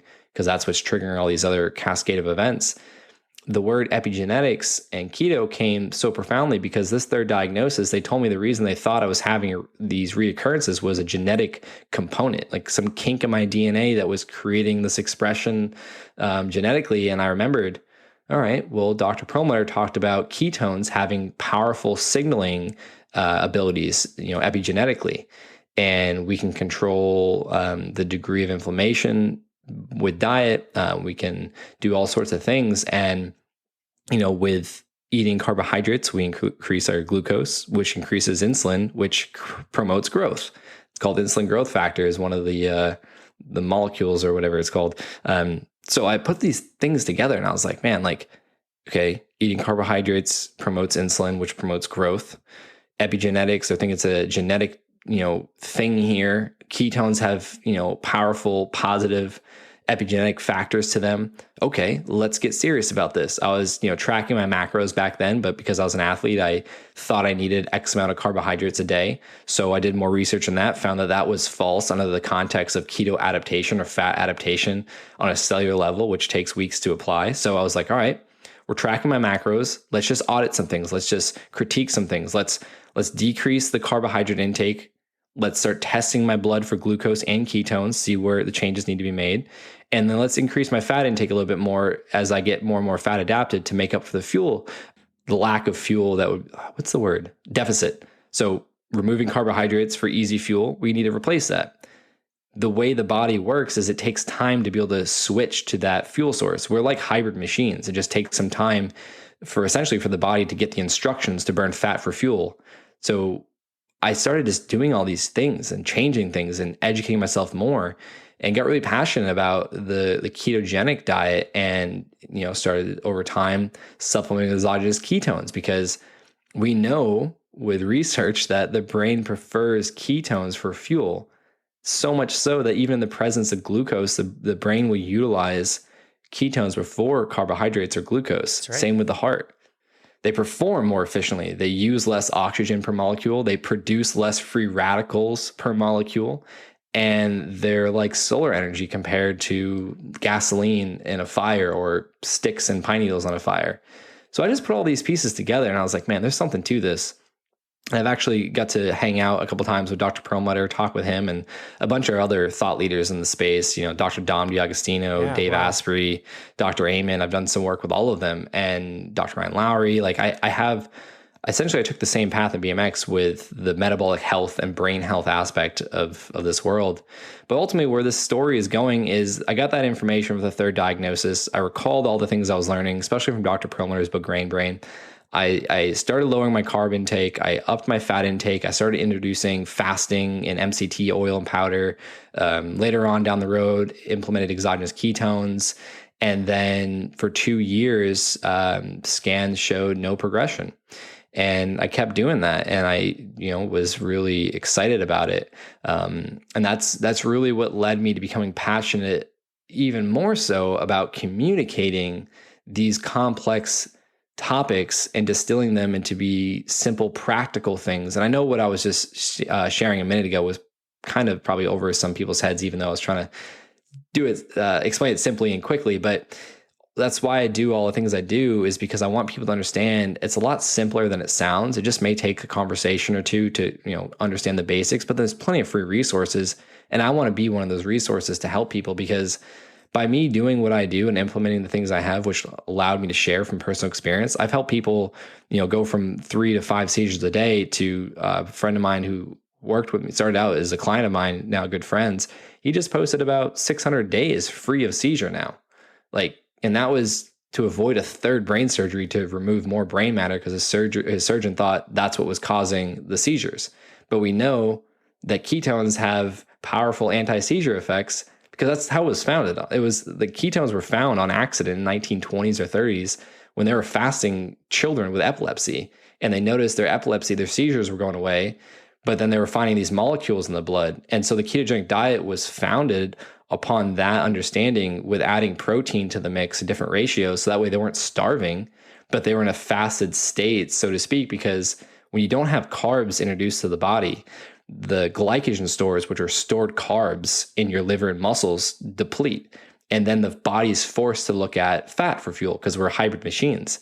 And with that fat metabolism in abundance comes ketones, which can be used for energy. And so it's just, there's so much information about this way of living and eating that I want to be a vessel of sharing that, because it wasn't easy for me to find. It's not mainstream. It goes against standard of care, which the pharmaceutical companies and big food companies have taken over because it's profitable. And obviously the world we live in is run by politics and money. And it's a whole nother topic about my perspective on the focus should be human beings' health and wellness, not making money for a corporation organization. But ultimately that's a long-winded way of saying that Dr. Perlmutter, multiple brain tumor diagnosis, and the ketogenic diet really helped me. And then it helped me with my voice and confidence sharing with other people. And by doing so, I've been able to help other people that never thought, nutrition could help their psoriasis or their knee pain or their seizures or their mental health struggles. And it all comes back to what we're fueling ourselves nutritionally and mindset wise. Next, we are going to go to somebody that I found on social media who I was so honored to host on the show. His name is David Scott. Definitely not a household name. He just does his own great little work and puts out a blog and just really inspires people in his little corner of the globe. He was very humble. I think you'll be able to hear that here in this show, but he's also extremely knowledgeable when it comes to low carbohydrate diets. He's also going to talk about something we've talked about previously on the show, which is MAF, M-A-F, maximal aerobic function. And that is is from an episode that we did with Dr. Phil Maffetone. So if you have any questions about that, go back and listen to that episode that we did with Phil. It's a really great one. I want to say we interviewed him on episode 96 of Boundless Body Radio, but I love David's story. So let's go to David Scott and hear his story now. What are some of the most important things that you've, implemented along the way that has helped you with your understanding of health and fitness? Well, like I said, I kind of look at myself from a performance standpoint, performance, and it doesn't have to be performance versus longevity. It can be both of those at the same time. And when it comes to performance, I'm trying to stay explosive. I'm trying to keep my aerobic fitness good for recovery on the field, that kind of stuff. I'm also, I'm strength training quite a bit. And of course, my diet has really changed. But what I've learned is, when I was a kid, now I wasn't I wasn't an athlete in high school or college, but I was a lifter. I loved to be in the gym. I loved to lift weights. And when I was in college, I would easily do 2-a-day workouts. I've always been a little guy, but I was big and strong for my size. And what I learned, when I joined a rugby team and decided I thought I was supposed to train like that as a strength athlete. And you can't be in the gym 5 days a week. You can't be on the field 3 days a week. You can't neglect sleep. You can't eat garbage. I'll tell you, Casey, one of the things that this is like simple when it comes to diet, but when I first really got rolling on rugby, I knew, number one, I needed to put on weight. I went in weighing about 160, 165. And that was a joke as a player. We pride ourselves in rugby for recruiting the fat guys because you can really use the big boys on the field. And I needed to put on some weight. So I was eating pretty much anything in sight. I was just gulping whatever kind of protein shakes I could get and just trying to get calories in my body. Because, the paradigm I come from is the old style bodybuilding community of the 80s, and that's what we did then. And, I would have to pop a couple of ibuprofen before I ever stepped on the field because my joints hurt so bad. I was so creaky. I was so, just all the time I was fighting injury and coming to a point where a couple of years later, I think forcing my nutrition to be so, it's funny. You think of it as being healthy for performance, but it's actually terrible for your body. I finally got to a point where my stomach was a disaster. Really, it was. I guess you would call it IBS for lack of a better term. It was just always a mess. And I took a couple of days. I went on a long fast, and I came back and I completely overhauled my diet, dropping processed sugar, pretty much all processed foods. Grain is gone. It's been gone, which is tough. If you're a rugby player, you want to drink a lot of beer, but I had to put that out of my diet. The pasta's gone, all that kind of stuff. And I went pretty much, I would say pretty close to a ketogenic or at least low carb paleo diet at that point. And it completely changed the way my body felt and performed. I think it's on my blog somewhere. I accidentally lost over 25 pounds in a matter of months. Yeah, that's right. I didn't know I had that weight to lose. Everybody talked about how small I was. I was down about 148 pounds at that point. Like I didn't know I was carrying that much weight. Wow. And I have since kind of stabilized at about 155 pounds. And I feel like that's probably my equilibrium weight at that point. That was my high school weight. I feel good at this weight. I feel light. I feel able to perform. So, again, some of the things that I've had to change would be my diet. I've had to change how many days I train. I can't recover if I'm in the gym 4 days a week. I just can't do it. 3 days, I'm fine. I can't, I sprint 1 day a week, and that's all I need to sprint. If I'm, practicing, I get my sprint days on practice days. my sleep. I really take care of my sleep. That's something that's very important to me. And that was tough as I'm an IT guy. You mentioned that I've got my own business, and I've been in IT for 30 years, and I've got my own business. It used to be that I'd stay up at all hours of the night and work because I could. And now I just can't do that. I have a pretty rigid sleep schedule that I try to keep to so that I can recover and so that I'm doing my best. And so, yeah, that's a couple of the big rocks, as I call them: your sleep, diet, and recovery. For me, at my age, those are the things that work for me. Mm. Yeah, that's great. That sounds like a very balanced approach between, doing and pushing and striving versus surrendering and allowing yourself to rest and recover. I think that's so important. I on that blog post that you made about accidentally losing all that weight, it's pretty amazing. And it's part of the reason why I recommend people do before and after pictures, because those pictures, you can tell a huge, huge difference. And part of that journey was, you tried a fairly more strict kind of carnivore diet at pretty much about the same time that I did in 2019. Mm-hmm. I wanted to try it for like 30 days and liked it so much, I just kind of forgot to go off of it. What was your experience with the carnivore diet itself? I loved it. And, my carnivore experience is very much, all types of meat. So fish, beef, chicken, you name it, pork. I'm in Memphis, Tennessee, so you got to eat a lot of pork down here. I know you just had what's the barbecue gal you just had on the podcast? Yeah. It was so good. Susie. She called out Memphis, and it's like, but I still hold to primarily a meat-based diet. When I get up in the morning, it's basically a piece of meat and a couple of eggs. That's what I have in the morning.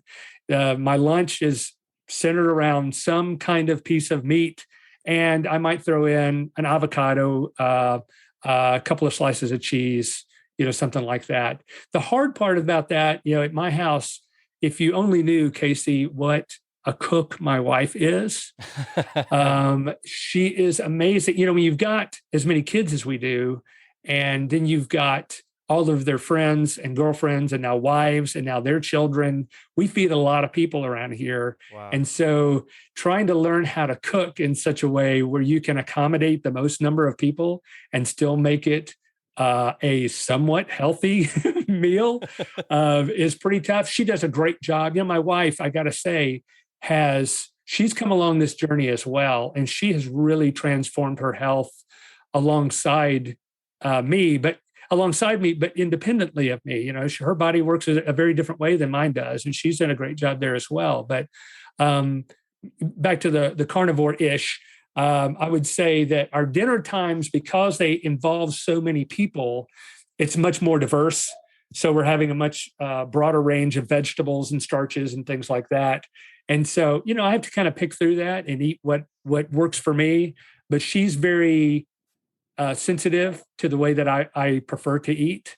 And so there's she'll set aside the meat. She'll set aside the shrimp. She'll set aside the fish, whatever it is, she'll set some aside for me and let me do whatever I want to with it. And, I still really center my diet around a carnivore-ish diet. Nice. That's what I call it right now. Yeah. Wow. No, that's great. That's awesome.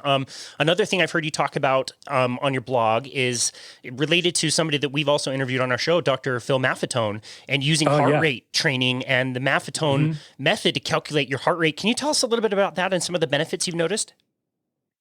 It's funny because I unfortunately I don't have a great heart rate monitor. I just use my Fitbit, and I use usually Strava along with that.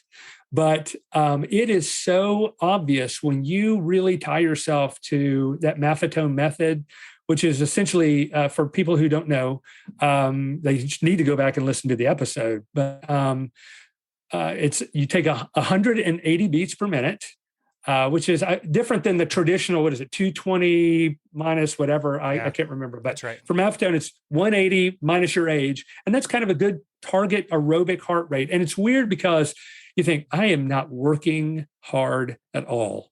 You're almost walking when you get started.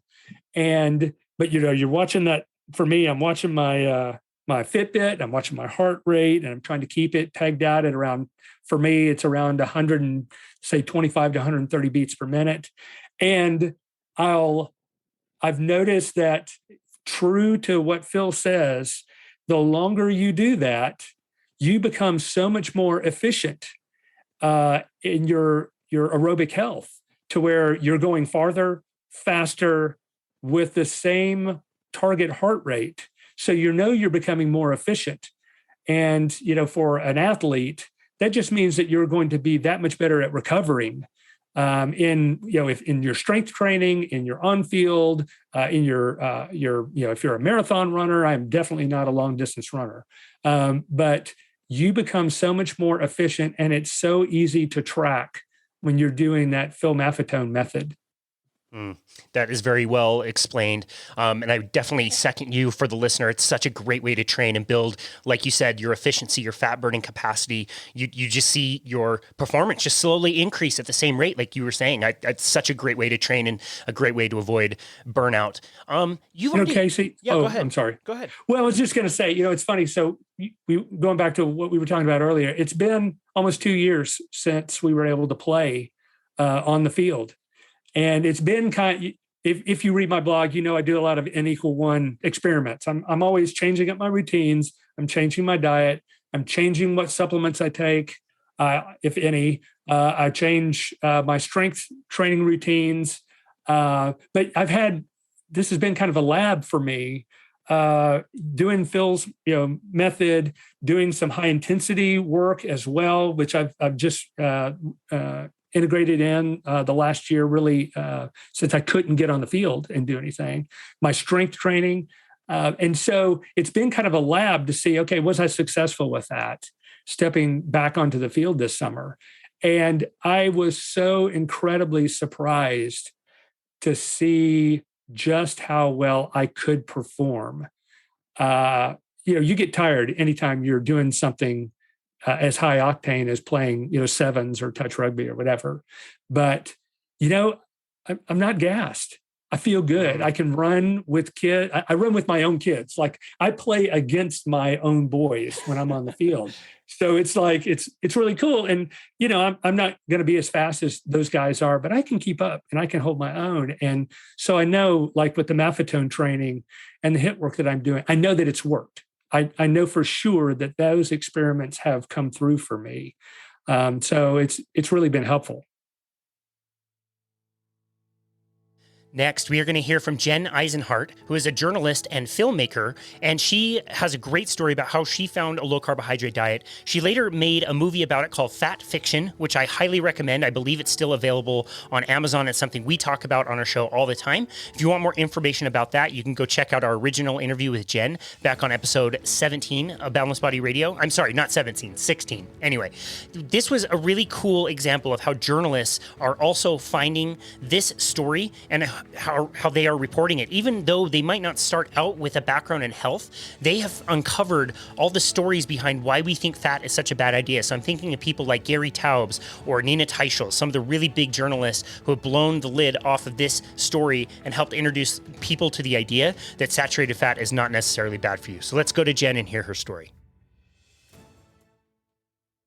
So I grew up during the quote unquote low fat era. I was in junior high school in the 1980s and into high school. And so, I had it drilled into my head at a very young age that fat is terrible. Fat will make you fat, should be avoided at all costs, especially saturated fat. If you eat any saturated fat, you're going to have a heart attack and die for sure. And so was pushed into, all the foods of that era that were so heavily promoted.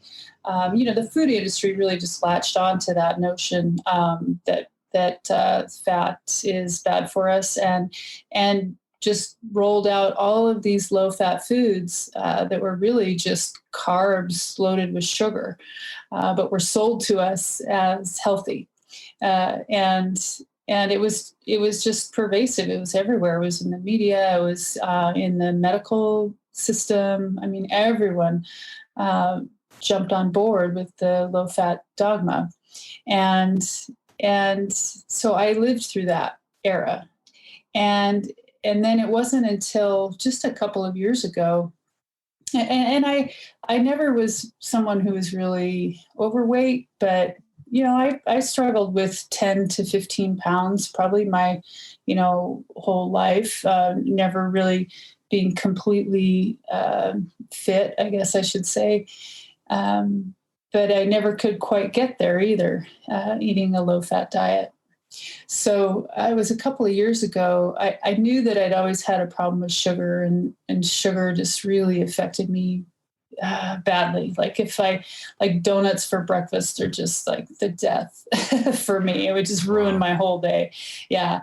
Or even oatmeal or pancakes. I knew I couldn't have that for breakfast. I realized at least that that would really ruin my day. I'd be better off to just not eat at all, which also was something we were, so warned against, breakfast being the most important meal of the day. Oh, for sure. So it was really, such conflicting advice with how it made me feel when I ate that way.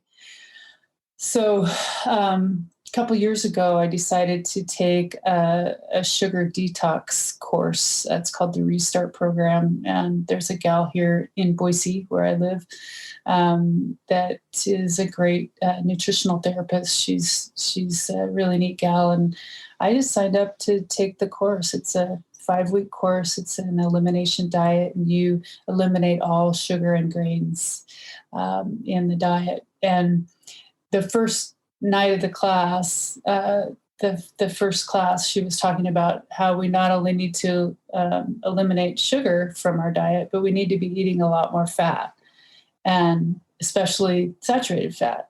And I mean, I was kind of stunned. And this is just 3.5 years ago, not very long ago. Yeah. Yeah. And I guess I hadn't quite been paying attention, but I also worked as a news journalist for a good portion of my career, working for a television station as a special projects producer.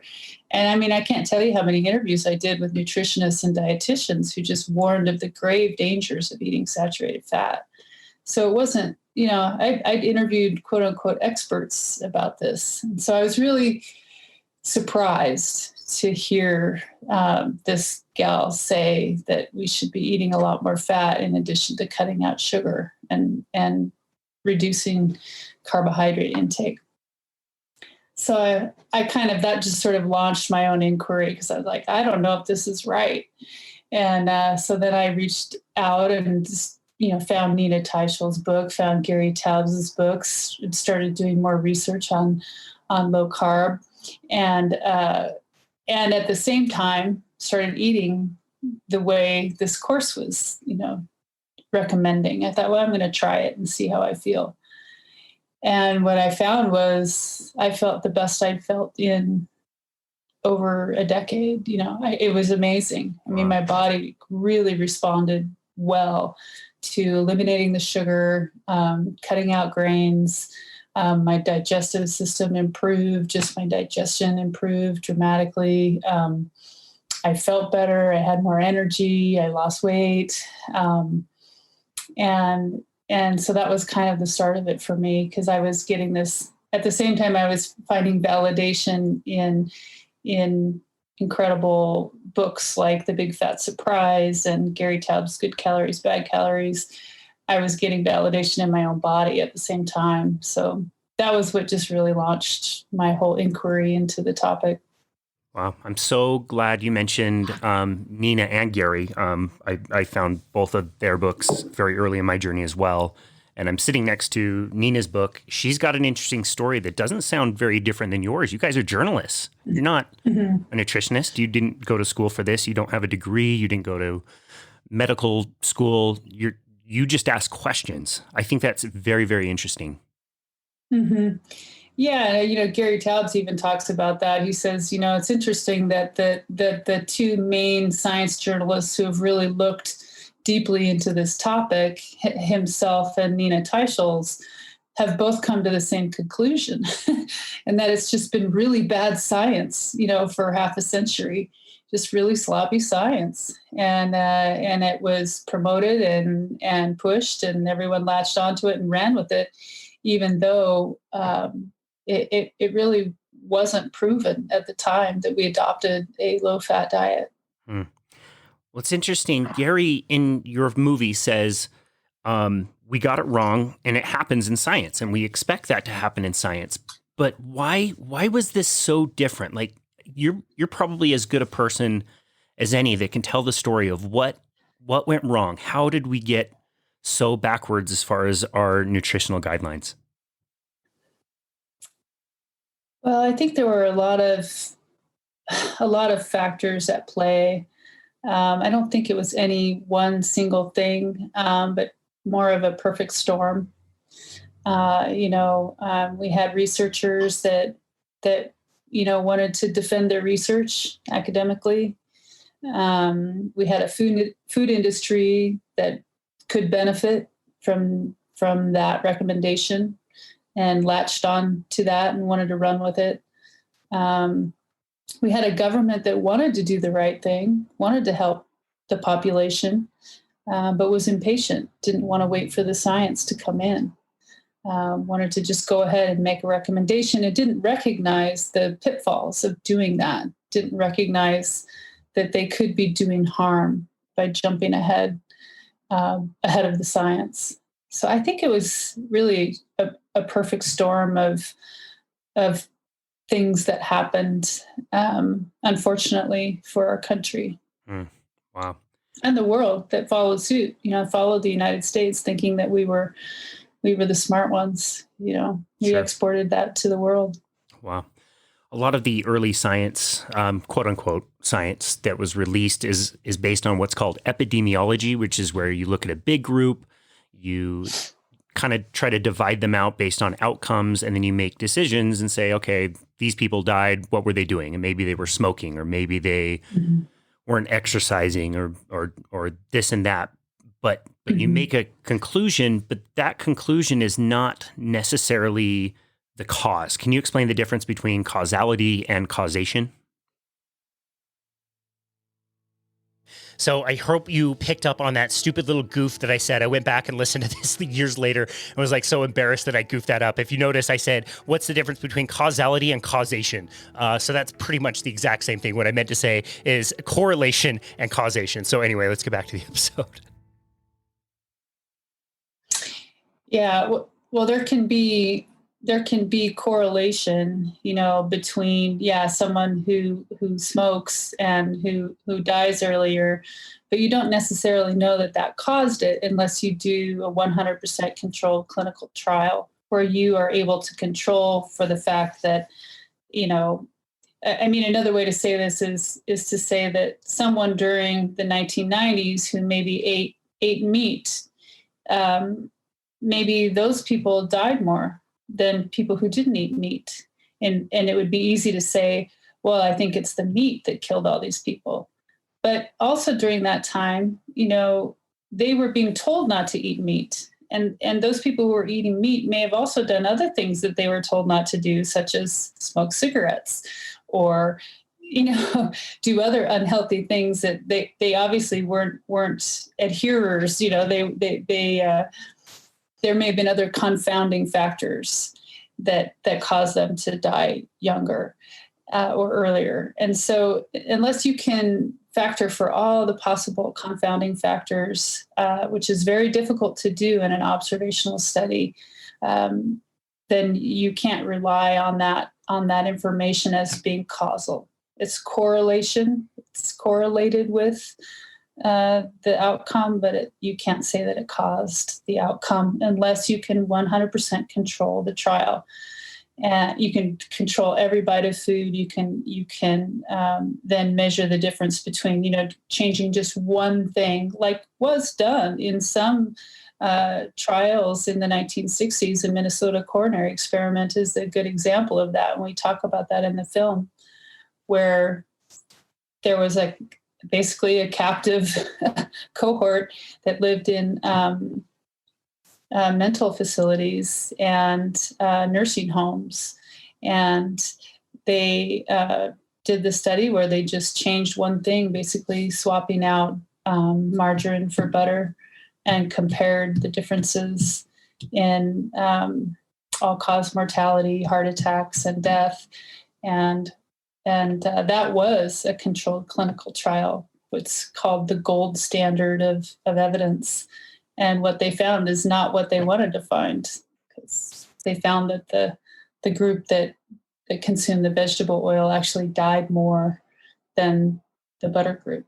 So unfortunately, that evidence was buried, kind of hidden away, and not shared with the public. I'm so glad you brought this one up. This is exactly what you're talking about, a randomized controlled trial. We have two groups of people. They're not going anywhere. They're identical in every single way we can control them. And we feed one group one thing and another group another thing, and we follow them for several years and see what happens. And the dude who does the study, I think, is quoted as saying something like, yeah, we were really disappointed that we didn't find what we wanted to find. The data gets buried. And I just heard, a few years ago, this on a podcast, on one of Malcolm Gladwell's podcasts, where the son of the guy who did the study had to go digging through his now deceased father's basement to find any of the data. That is not science. Yeah. I actually spoke with him. I spoke with the son of Ivan Franz. Oh, wow. I was not able to interview him for the film, but his dad was a consummate scientist. To his credit, he kept meticulous, documentation on that study. So once the documentation was found, the records are there. It's interesting to think about why that wasn't published. And it may not have been, the fault of Ivan Franz. It may have been people above him that had him, not share that evidence. That's unclear still to this day. But kind of fascinating. They had to go dig through the family basement to find all the records. So absolutely love that clip from Jen. And I love that she mentioned the Minnesota coronary trial, which is a really famous trial that was done in the 1970s, like we mentioned. Be sure to look it up. It's really interesting the way they did it. And they did it very, very well, and still could not prove that saturated fat was in any way detrimental. And in fact, more people were harmed eating things like vegetable oil and margarine than they were from eating the saturated fat that came from animal products. And they really just buried the data. They didn't release it. They didn't, scrutinize it at all. They were just disappointed. And so they buried it. It's interesting to think back what would have happened if they would have published that, and we would have, started trying to find a different way forward way back then in the 1970s, in the 1980s, when we were coming out with our, the government guidelines and the food pyramids and all that stuff that really correlates so well with an explosion of obesity and diabetes. It's really pretty sad, but interesting to go back and check out that study. We are going to go to Chris Cornell, a really inspiring guy who has a very familiar story as well. He's another person who isn't exactly a household name, but he's doing really great work. We interviewed him on episode 325 of Boundless Body Radio. I thought he had a great story. I thought he had great tips. So let's listen to Chris Cornell and hear his story.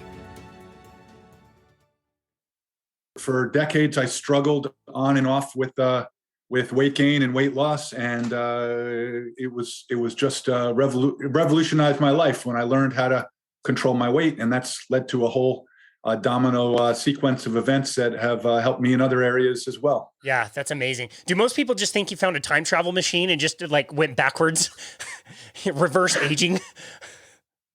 I don't know. It's interesting.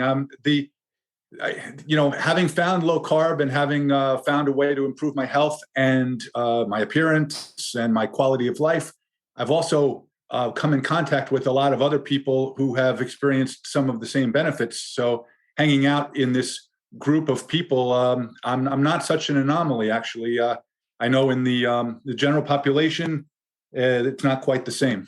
Yeah, it definitely is not. You look at some of the people that are in our world, and like the Mark Sissons and the Brad Kearns and the Sean Bakers, all these people, who are aging, but looking like they're getting younger and younger and younger as the years go on. It's really quite remarkable, especially when you compare it to what you mentioned, the general population. That delta just keeps getting wider and wider and wider. And it's really apparent when you go out and go to the mall or the airport, like we're not doing great. No, we are not, and the some of what I see going on in the mainstream nutrition and medical fields with respect to the attitudes towards obesity and metabolic disease is kind of disturbing. I think that the average person could, do a lot more for their health just with lifestyle changes. And I know there's other issues, and there's other solutions that can be a part of that, but I definitely don't think that it's appropriate to have people filled with the idea that they are completely helpless and cannot, make changes that will improve their life. And that goes for just about every area of your life. There's things you can do to take control and improve your situation. Yeah, no, I totally agree. And on that note, don't you believe that it would be easier than most people think? Not that it's going to be super easy, but if people realized the simple things that they could do, that it wouldn't be as big of a pain, or the reward would be far greater than what people think it might be? Yes, there's no doubt about that. Using the wrong information, some things are literally impossible to solve. And I was always the kind of person that tried to figure things out on my own. And, that worked for certain things. I learned how to replace pipes in my kitchen. I learned how to do some minor electrical work. But, I also, when I didn't know how to do something, I would typically, just for my own safety, ask someone for some help and some guidance to try to avoid the problems. With weight loss, I was literally just following the wrong information. It's like I restrict calories and exercise more. Sounds great. And there's some small bits of truth to that. But without additional knowledge, a lot of people just find themselves on a endless cycle of losing weight and gaining weight. And then when I finally one day in January of 2018 reached out to a friend who I knew had some knowledge, and I asked for a recommendation for a book, and he came back with Tobbs's Why We Get Fat. That single book was the catalyst that got me going on this journey and led me to a whole bunch of other things. But the change was almost instantaneous. It happened.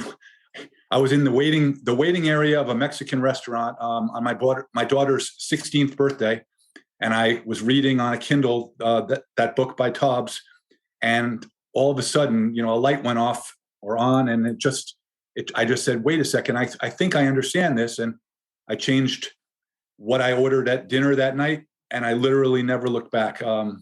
I lost weight consistently, with really almost no exceptions. I've had no relapses. I've had a couple of bad days, but it's been unbelievable. So I'm down 80 pounds. It's now I'm just about at 4 years of being at my goal weight, at or below 205 pounds. And I've probably added a bunch of muscle. From when I first got to that goal weight. Since then, my body fat has continued to go down, even though my weight has not. So I'm doing better on just about every count. Yeah, that's amazing. And it's so obvious to see when you see the pictures and what you're doing. You're running a lot, you're doing a lot of weightlifting, but when you look at your physical appearance, like it's totally apparent that you have completely recompositioned your body. And it's amazing that we can do that at really any age. It requires the right information.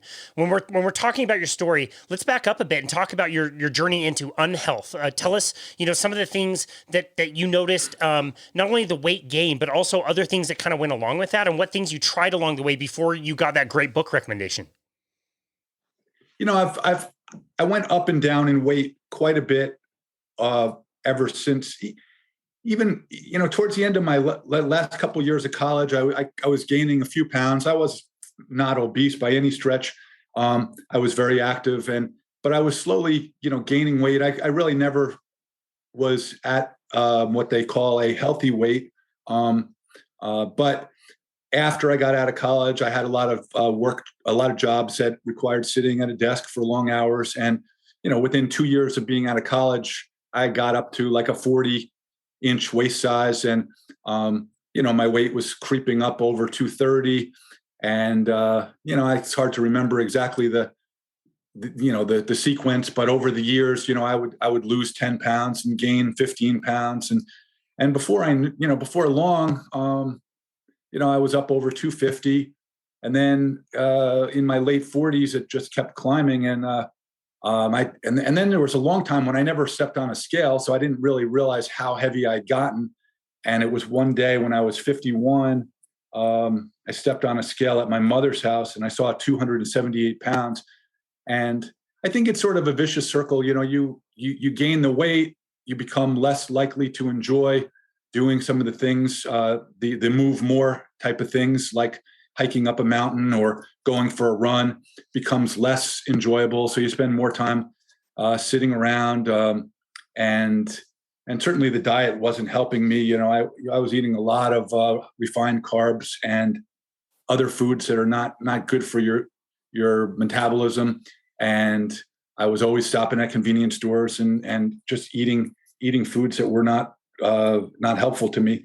And so even when I first got to that 278 pounds and realized I had to do something, I didn't know what to do. I cut out sugary drinks and I lost like 15 pounds, but it was still a up and down thing until I found that book. And let's see, the reaching out and asking someone for help was important for a couple of reasons, because it was sort of like it wasn't a completely public thing, but it was reaching out to someone else who, once I asked for his recommendation, I sort of felt like I had to remain accountable to at least read the book that he recommended for me. And just that alone, reading a book and giving it an honest, look into what was being talked about. There must be a reason why this guy recommended the book. He chose one book out of many for me.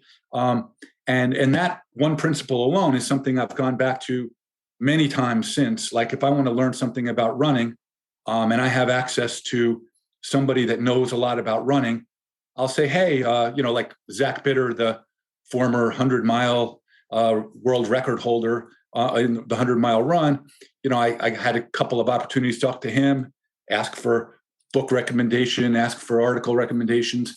Same thing with other people like Brady Homer, who has been giving me some coaching along the way for my now half marathon training. These people know infinitely more than I'll ever know about running.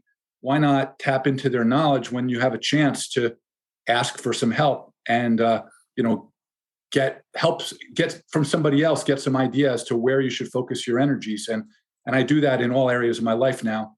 And it's been very helpful. It's such a great lesson to learn. Why do you think more of us don't do that? Why do we think we have all the answers, or we just trust the mainstream versus seeking out and finding and hiring the experts in the field and compensating them fairly for that information? I feel like most of us would rather, buy the sexy meal plan or, buy the sexy workout equipment that's the newest thing on the block versus hiring a coach who knows what they've been doing and they've been in the field for, 20, 30 years. Well, that's a great question. And for one, I think there is one answer to the reason why people don't do that is because they don't know who to ask. It requires some discernment. There are good coaches out there who are well worth every penny that you spend with them. And there's coaches out there that are not good. And if you make the wrong decision, people are afraid to make the wrong decision. You don't necessarily want to just reach out to a sort of somebody that you don't have 100% confidence in and just put your whole life in their hands. So you've got to balance that. And, finding a good coach would be life-changing for a lot of people. It's just, how do you do that? And what I've learned through Twitter that by getting involved in a community, you ask some questions, you look at the answers, you try to gauge. You can't tell whether someone's for real just by asking them one question. But if you follow their answers and you read into them and you check them and you verify, you can start to get an idea as to who is talking sense and who is not. There's another thing that some people are right about a lot of things and they're wrong about something. You've got to always keep yourself open to that. And then, it's just, yeah, I think that's really it. You've got to find the right people to go to. You've got to make a lot of decisions on your own, and you got to learn to trust some of your instincts. But then you've got to, when you find someone that you trust, you can start to put more of your outcome in their hands. Once you feel like they're going to give you good advice, you can really start using that advice to your benefit. Yeah, you made so many really good points there. And I just want to point out, like Twitter specifically, somebody in my neighborhood just put out a tweet. It was about a week ago. It was something about like cardio. Should I be doing cardio? And all of these like answers came through with all these people that had very specific things and why it was great. None of them asked any questions like good for what? What are your goals? What are you training for? It was like definitive, like here's what you have to do. And so to me, that's a great barometer to look at those people and say like, well, you guys are probably not the people I want to be hiring as a coach versus somebody like you mentioned, Zach Bitter. We just hosted Zach Bitter for the second time. We did an episode all about nutrition for endurance athletes. And the number of times that he said, I don't know, it depends. There's so much nuance to it. Zach Bitter is an amazing coach, an amazing human, because he considers all of those things before saying like, yeah, go zero carb and this is your running program. And like, there's so much nuance. And I think that's a really great way to find those good coaches because it can get very confusing out there. Again, more excellent points. It's, I had the opportunity to speak to Zach and ask him questions. And he, if you ask some people about can you run effectively and efficiently with a low carb diet, their first answer will be no. And then you look at somebody like Zach and you're like, well, all right, even if a low carb diet isn't optimal for every form of exercise, here's a guy that is setting world records, he's running his 100th mile of a 100-mile race faster than I can run 1 mile. Faster than I could probably run a half a mile. I could meet up with Zach at the 99.5 mile mark, and I wouldn't be able to keep up with him to the finish if I was fresh. So the guy must know a couple of things. It's mind blowing that some people are so absolute and lack nuance. Yeah, totally. In that episode that we did with him, we talked about somebody who's in the endurance world more on the female side of things. And she would just come right out and say, you cannot do endurance sports on low carbohydrate and women cannot do intermittent fasting. And it's like, well, you're just closing the door. There's no discussion there. If you say that can't be done, I have clients that are doing it. So first of all, it can be done. And some people might prefer that. And Zach had just a wonderful way of working around that and saying like, okay, if you choose to do this, here are some things to be mindful of. And yeah, I just think that's a really great way to find the good people who are really going to help you along the way.